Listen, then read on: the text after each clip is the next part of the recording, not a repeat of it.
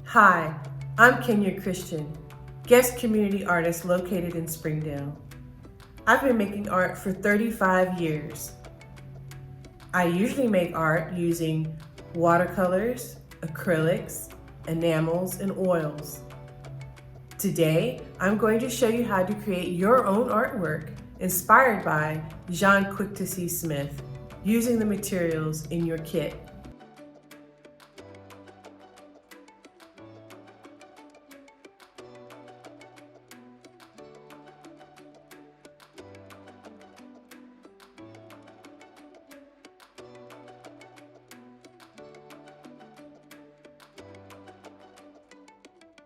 Step 1.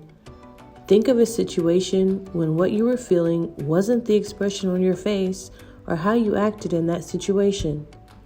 Using a pencil, sketch the word of that feeling or emotion on the first, smaller canvas. Sketch an expression of the conflicting facial expression on the second, smaller canvas.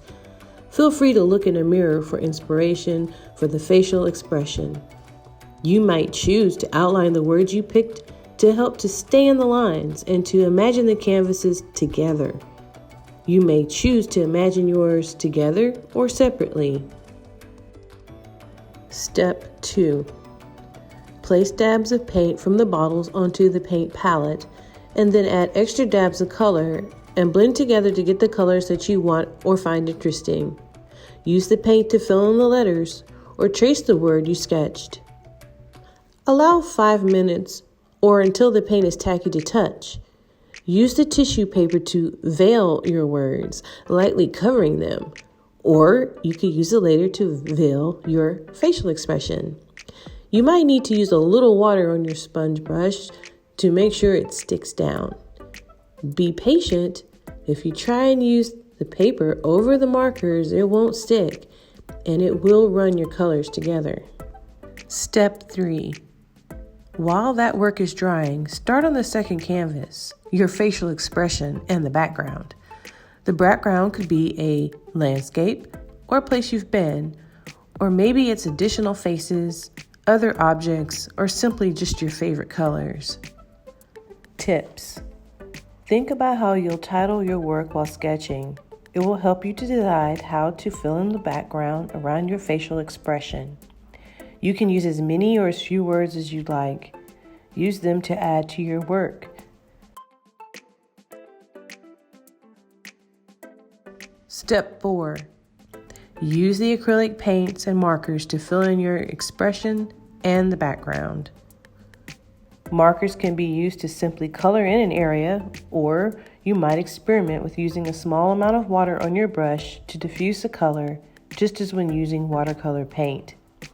Remember, you can continue to use the tissue paper with the acrylic paint. It sticks to it well as long as the paint is tacky. Not quite dry, but not too wet. Use a sponge to gently pat the paper down. You might use a little water to help.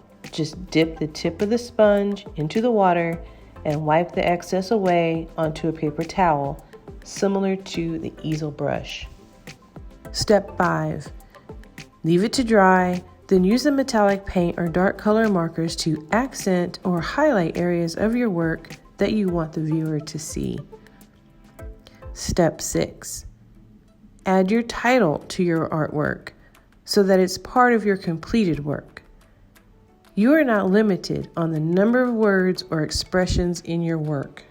When you're done, please be sure to clean up your area and put your leftover materials back into your My Museum kit. I hope you had fun, and thanks so much for creating art with me today.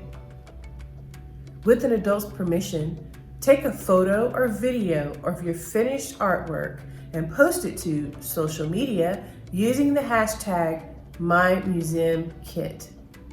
Until next time, enjoy creating.